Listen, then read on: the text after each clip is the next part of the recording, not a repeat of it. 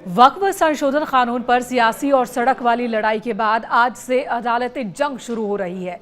कानून के विरोध में अब तक 35 याचिकाएं दाखिल हुई हैं। इनमें से 10 पर आज सुनवाई होनी है। देश की सर्वोच्च अदालत में चीफ जस्टिस संजय कुमार की अध्यक्षता में डबल बेंच इस मामले की सुनवाई करेगी।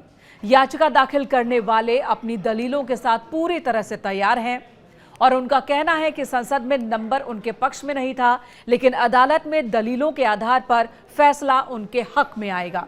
क्या संसद से बने कानून को सुप्रीम अदालत रद्द कर देगी?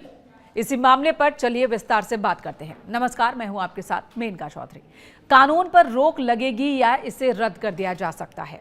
अदालत किन किन बिंदुओं पर सुनवाई कर सकती है?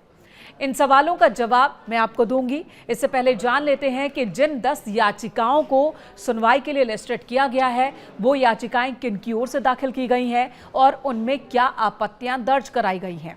वक्फ कानून को चुनौती देने वालों में कांग्रेस, जेडीयू के नेता, आम आदमी पार्टी, डीएमके और सीपीआई के नेता शामिल है।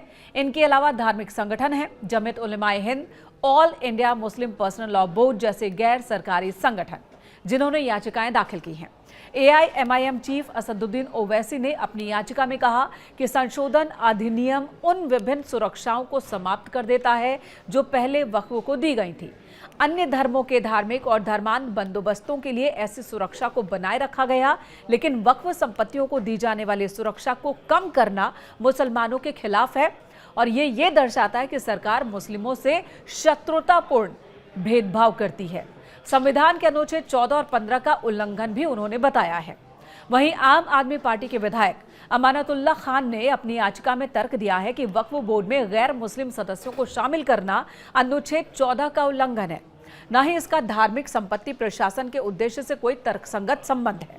डॉक्टर मनोज कुमार झा और जेडीयू के सांसद फयाज अहमद, उन्होंने क्या कहा ये भी बता देते हैं। उन्होंने भी याचिका दाखिल की है और उनका कहना है कि संविधान के अनुच्छेद 1, 14, 15, 21, 25, 26, 29, 30 और 300A का उल्लंघन है और इस आधार पर इस अधिनियम को उन्होंने चुनौती दी है। याचिका में यह भी कहा गया है कि कानून मुस्लिम धार्मिक बंदोबस्तों को सरकारी नियंत्रण के लिए अलग करता है, जिससे अनुच्छेद 14 और 15 का उल्लंघन होता है। धर्म के आधार पर भेदभाव हो रहा है।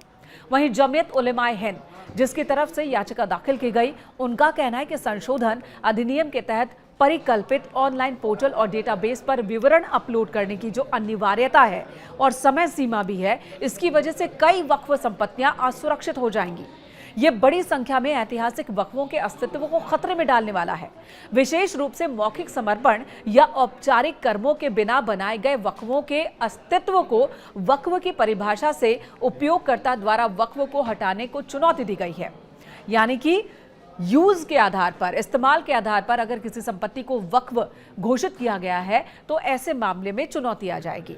इसमें कहा गया है कि उपयोगकर्ता द्वारा वक्फ न्यायालयों द्वारा विकसित एक साक्ष्य उपकरण था और इसे हटाने से बड़ी संख्या में पुरानी मस्जिदें और कब्रिस्तान न्यायिक सिद्धांत के लाभ से वंचित हो जाएंगे, जिसे 2019 के अयोध्या फैसले में सुप्रीम कोर्ट द्वारा विशेष रूप से मान्यता दी गई थी। वहीं समस्त केरल जमीयतुल उलमा, उनकी ओर से भी याचिका दाखिल की गई है और उन्होंने भी कहा है कि वक्फ बोर्डों को कमजोर करने, वक्फ संपत्तियों को सरकारी संपत्तियों में बदलने के लिए यह कानून लाया गया है।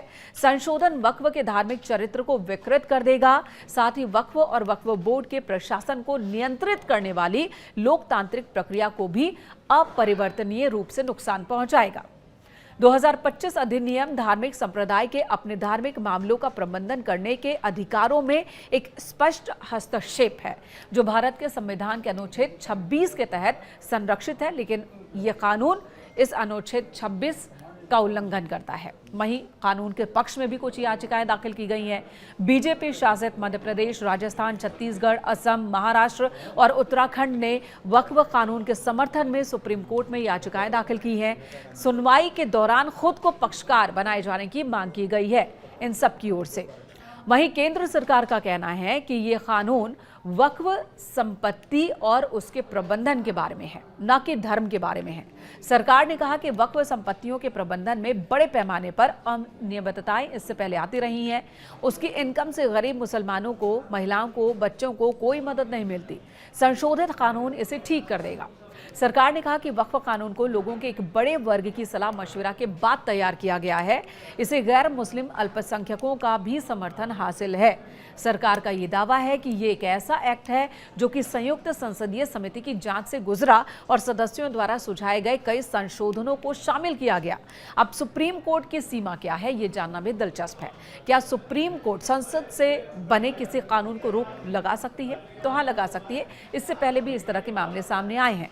सुप्रीम कोर्ट ने इससे पहले साफ किया था कि वो विधायिका के अधिकार क्षेत्र में दखल नहीं देगा, लेकिन संविधान से जुड़े मुद्दों पर अंतिम मध्यस्थ के रूप में याचिकाकर्ताओं की बात जरूर सुनता रहेगा, जिसमें इस बात पर जोर दिया गया कि संशोधित कानून समानता के अधिकार और धार्मिक प्रथाओं को अपनाने के अधिकार समेत कई मौलिक अधिकारों का हनन करता है। इससे पहले के एग्जाम्पल्स इलेक्टोरल बॉन्ड, जो कि संसद से तो पास हुआ, लेकिन सुप्रीम कोर्ट ने इसे रोक दिया, इसे रद्द कर दिया।